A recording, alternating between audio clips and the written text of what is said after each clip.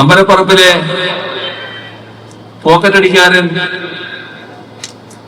കള്ളൻ കള്ളൻ എന്ന് വിളിച്ചു പറയുന്ന രീതിയിലാണ് ഇടതുപക്ഷ ജനാധിപത്യ മുന്നണി സ്ഥാനാർത്ഥിയായി സഖാവ് പ്രഭാകരൻ തന്നെ വീണ്ടും മത്സരിക്കുകയാണ്.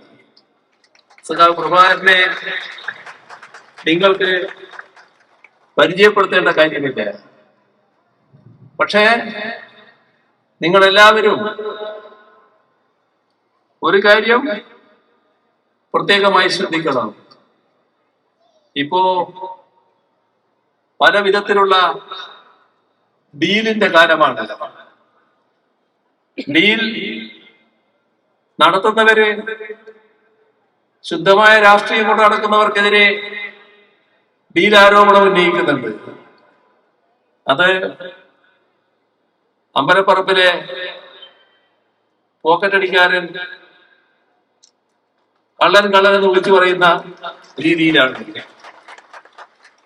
ഇത് പ്രത്യേകമായി കരുതേണ്ടതുണ്ട്.